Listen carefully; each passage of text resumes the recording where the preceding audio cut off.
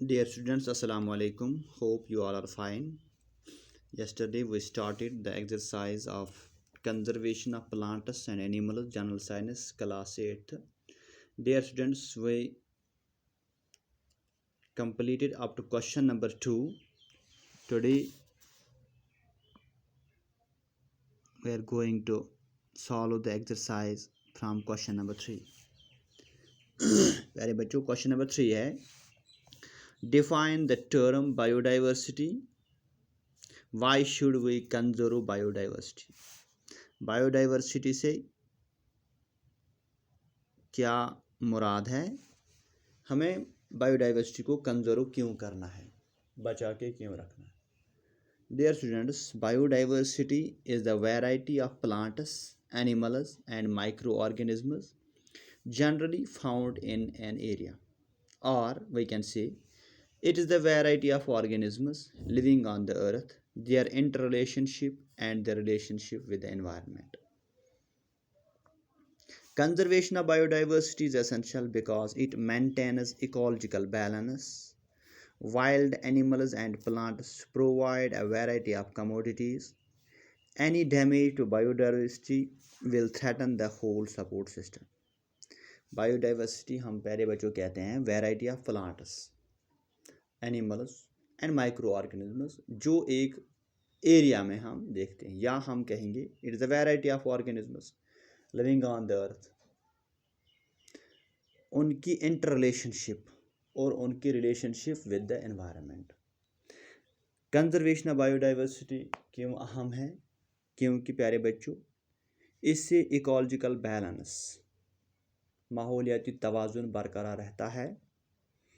Wild animals और plants हमें बहुत सारे कमोडिटीज़ प्रोवाइड करते हैं, दस्तयाब करते हैं। कोई भी डैमेज इस बायोडाइवर्सिटी से ये पूरे सिस्टम को नाकारा बना सकती है। Question number 4 is, dear students, what is red data book? Red data book से क्या मुराद है? Dear students, red data book is the source book which keeps a record of all the endangered animals and plants. There are different red data books for plants, animals and other species. Red data book एक source book है जो record रखता है सारे endangered animals और plants का। Plants के लिए अलग रेड डाटा बुक है, एनिमल्स के लिए अलग रेड डाटा बुक है, और बाकी स्पीशीज़ के लिए अलग रेड डाटा बुक्स तैयार की गई हैं। Question number 5 is, what do you understand by the term migration? Migration से क्या मुराद है?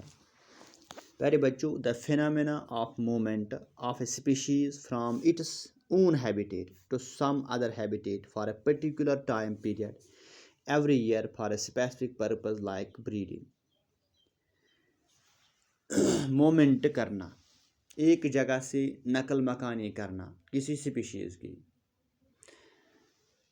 अपने हैबिटेट से, अपने घर से दूसरे हैबिटेट में चले जाना, कुछ लम्हे के लिए, कुछ टाइम पीरियड के लिए, हर साल ये मोमेंट होता रहता है किसी खास काम के लिए, लाइक ब्रीडिंग। जैसे हम बर्ड्स की माइग्रेशन देखते हैं प्यारे बच्चों, किसी खास मौसम में चले जाते हैं, किसी खास एरिया में चले जाते हैं, वहाँ ब्रीडिंग करते हैं, वहाँ बच्चे पैदा करते हैं, फिर वापस आ जाते हैं। जो ही मौसम फेवरेबल बन जाता है, क्लाइमेट फेवरेबल हो जाता है, वापस चले जाते हैं। इसे हम कहते हैं migration. Question number 6, dear student, explain deforestation in brief. Deforestation मुख्तसर में एक्सप्लेन करना है। How it leads to reduce rainfall, इससे रेनफॉल में कमी कैसे आ सकती है?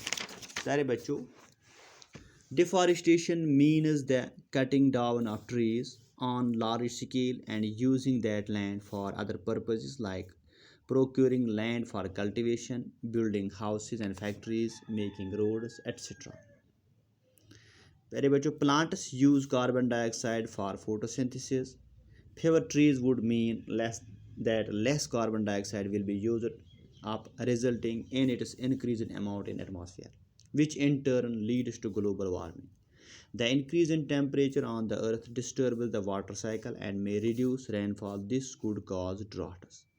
Deforestation हम कहते हैं पेड़ पौधों का बेतहाशा कटावा करना और इस ज़मीन को बाकी कामों के लिए इस्तेमाल करना, मिसाल के तौर पर इस पे कल्टीवेशन करना, इस पे बिल्डिंग्स बनाना, मकान बनाना, फैक्ट्रीज़ बनाना और इस ज़मीन को रोड के लिए इस्तेमाल करना। इससे कैसे बारिश में कमी हो सकती है, रेनफॉल रिड्यूस कैसे हो सकता है? प्यारे बच्चों, हम जानते हैं कि प्लांट्स कार्बन डाइऑक्साइड इस्तेमाल करते हैं फॉर फोटोसिंथेसिस। अगर प्लांट्स कम हैं, इसका माने कि कम कार्बन डाइऑक्साइड इस्तेमाल होगा इन प्लांट्स से, इससे इस कार्बन डाइऑक्साइड गैस की कंसंट्रेशन एटमॉस्फेयर में बढ़ जाएगी। अगर इसकी कंसंट्रेशन बढ़ती है तो वो ग्लोबल वार्मिंग करती है, यानी कि इससे अर्थ का एवरेज टेम्परेचर बढ़ जाता है।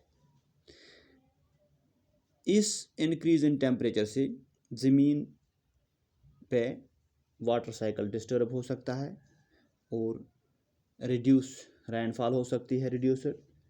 इससे खुश्क सालियाँ हो सकती हैं, मौसम खुश्क रह सकता है काफ़ी देर के लिए। Question number 7 dear students, why should paper be saved? हमें पेपर बचा के क्यों रखना है? प्यारे बच्चों, we should use, reuse and recycle paper to save trees, energy and water. It takes 17 full-grown trees to make 1 ton of paper. By saving paper, the amount of harmful chemicals used in paper making will also be reduced. हमें बचाना है, दोबारा इस्तेमाल करना है और recycle करना है पेपर को, ताकि हम ट्रीज़ को बचा सकते हैं, एनर्जी को बचा सकते हैं और पानी को बचा सकते हैं। तकरीबन 17 फुल ग्रोन ट्रीज़ लगते हैं 1 टन कागज़ तैयार करने में। अगर हम कागज़ बचाते हैं, जो हार्मफुल केमिकल इस्तेमाल करते हैं ड्यूरिंग मैन्युफैक्चरिंग ऑफ पेपर, ये भी हम कम इस्तेमाल कर सकते हैं। इससे हमारी इकानमी भी बढ़ सकती है प्यारे बच्चों, और ट्रीज़ भी बच सकते हैं। क्वेश्चन नंबर 8 है, पजल है प्यारे बच्चों।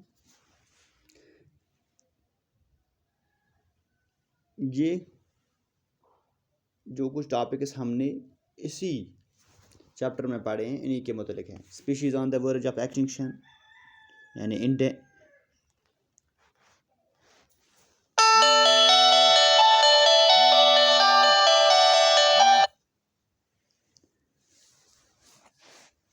और दूसरी है a book carrying information about endangered species, जिसे हम कहते हैं रेड डाटा बुक। पहले species on the verge of extinction लिखेंगे हम एंडेंजर्ड स्पीशीज़। तीसरा है consequences of deforestation, consequences of deforestation यानी डेजर्ट्स बन सकते हैं। Species which have vanished, extinct. Species found on in a particular habitat, species found only in a particular habitat, endemic. Variety of plants, animals and microbes found in an area, that is biodiversity.